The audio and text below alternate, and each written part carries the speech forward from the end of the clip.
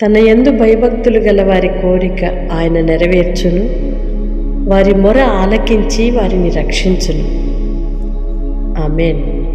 ప్రభువునందు ప్రియ సహోదరి సహోదరులారా, యేసుక్రీస్తు నామంలో మీ అందరికీ శుభాలు తెలియజేస్తున్నాను.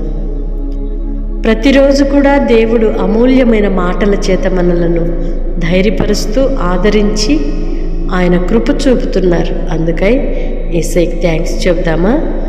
దేవుని యందు భయభక్తులు కలిగిన వారి యొక్క కోరికను ఆయన నెరవేర్చును.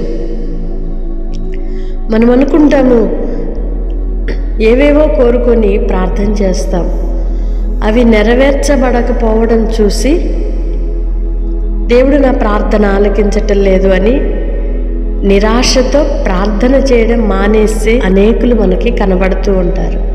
అయితే దేవుడు మన యొక్క ప్రార్థన ఆలకించాలి, మన యొక్క కోరికను నెరవేర్చాలి అంటే మనము మొదటిగా దేవుని యందు భయభక్తులు కలిగి ఉండాలి.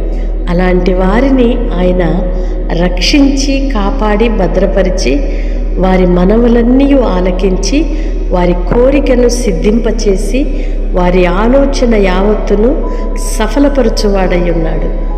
మన ప్రార్థనకి జవాబు రావటం లేదు అంటే మనము గ్రహించవలసిన మొదటి కార్యము, దేవుని యందు మనము ఎంతవరకు భయభక్తులు కలిగి ఉంటున్నామో మనలను మనమే ఒక్కసారి పరీక్షించుకోవాలి.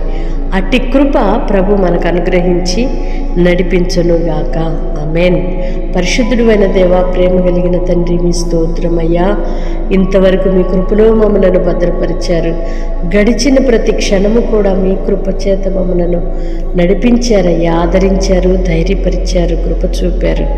మీ యందు భయభక్తులు కలిగిన వారి యొక్క కోరికను మీరు ఎలాగూ నెరవేరుస్తారు తేటగా చక్కగా మాట్లాడారయ్యా.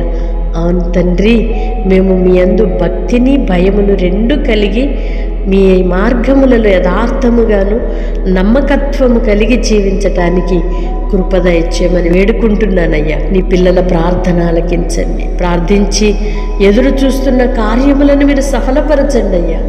ప్రతి విషయంలో కూడా మీ కాపుదలనియండి, మీ భద్రతనివ్వండి, వారిని రక్షించండి, కాపాడండి, సురక్షితాన్ని క్షేమాన్ని కలుగు చేసి మీ ఘననామానికి మహిమ పొందుమని యేసయ్య నామములో ప్రార్థిస్తున్నాను తండ్రి.